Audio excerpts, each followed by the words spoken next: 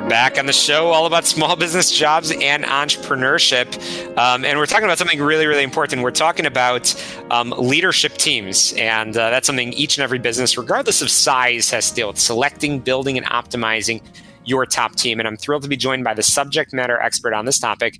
That's Thomas Keil, who's a professor at the University of Zurich in Switzerland, where he teaches strategy and international management. And he's a partner at the Next Advisors. He's an internationally recognized authority on CEO succession and leadership teams.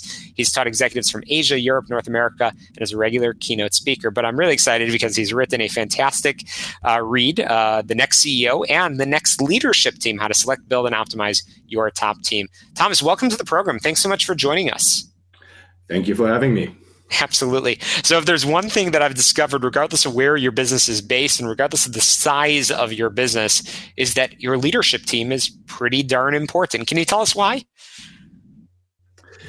Well, it goes down to one simple fact. No CEO can do anything alone.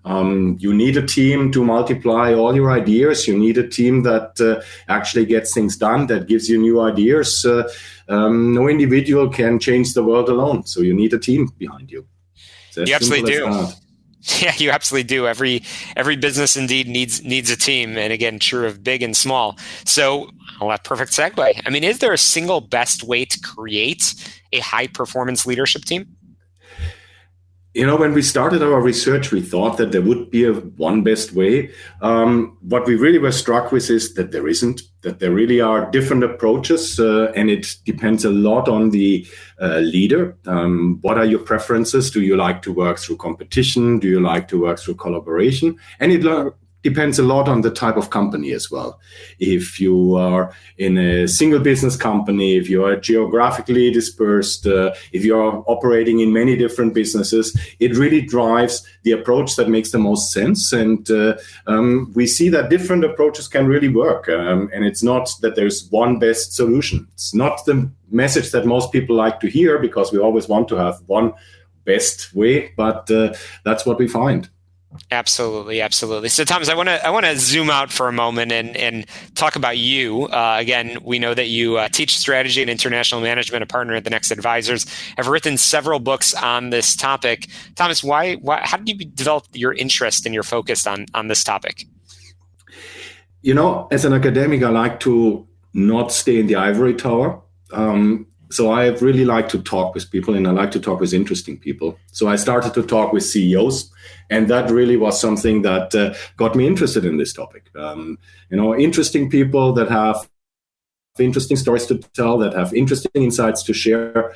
And that's how I got into this, and how I got excited about CEOs, leadership teams, boards, where the most interesting people often are sitting.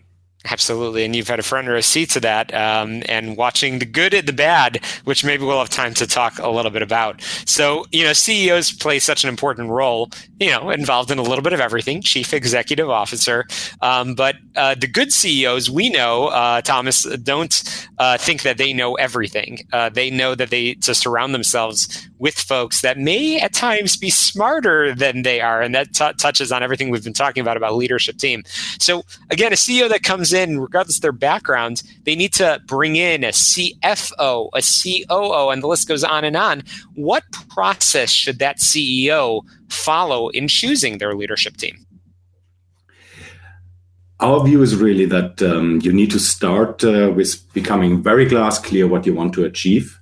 Because the team will look very different if you are in a turnaround situation, if you are trying to grow a company, if you want to stabilize a company. The team will look very, very differently. So you need to be very clear about your mandate. And from there, you can then identify what do you need, what kind of skills do you need, what does a CFO need to do. If it's a turnaround, you need to have somebody who's really a master cost cutter. If it's a growth situation, very different profile that you would need. Absolutely. Again, I'm chatting with Thomas Keil, who has written the book, quite literally, The Next CEO and the Next Leadership Team, How to Select, Build, and Optimize Your Top Team.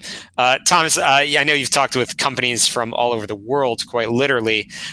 Without naming names, unless you can, of course, I'm curious if you can share a success story, as well as perhaps a challenging story, if you will, of a CEO that may have gone about the search the wrong way, or just where a leadership team that you've witnessed has not been positioned for success. I prefer not to name names in this case Sure. For obvious reasons, but one of the stories that we were really impressed by was a CEO that came in to really transform a company. And he went very systematically about that. He looked at, okay, whom do I have there? He analyzed them. He looked at them one by one, not choosing because of personal preferences, but really systematically, what do I need to accomplish?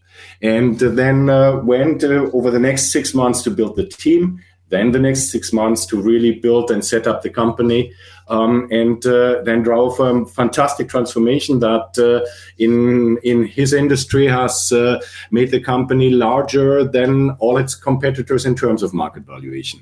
That's a great story. We also have some true horror stories. We have situations where people come in and they bring in their friends. They bring in people mostly because they feel comfortable with them, and they can literally destroy a company within half a year or a year. And you see that after that, often they get asked to leave very fast. Both of these extreme cases we see every day. Absolutely.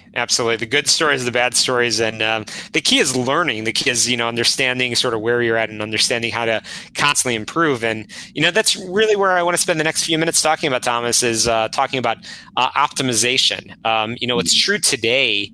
And I'll just go with 2019, let's say, a company, the leadership team that was in place in 2019, all of a sudden we had a hurricane that hits named COVID-19. And all of a sudden what's true in 2019 is not true in 2020 and even is not true now in 2023. So how can CEOs optimize their leadership team over time to make sure that they're evolving and staying flexible with the times? I think the big thing here is really to constantly align the team with the challenge at hand. And what you just described is a wonderful example how these challenges change over time. And let's be honest, the same type of people that were great for 2019 were not necessarily the ideal people for 2020 or the ideal people today. So you need to either reposition people, you may have to rotate them through roles, or you may many times also change people to have the right setup for the challenge at hand. Especially at the top, change is a good thing. Change in the leadership team. These are roles that people play for a few years. It's not meant to be 15 years, 20 years in many instances. For sure. And Thomas, in our last minute, I want to just hear your perspective of the state of leadership in companies. Where are we at and where are we going? We're having this conversation, and now the latter half of 2023, as we just said a moment ago, things have changed over time. Do you think we're in a good place in terms of companies developing their leadership teams, and where do you think we're going over the next few years? I personally think we have a long way to go. There are topics which, especially on the leadership team level, are not well addressed. Just let me mention topics like diversity and inclusion. We have many leadership teams that have individuals in there that are basically, let me be blunt, more there to decorate the room than to really be integrated into the team. And that's something that needs to change.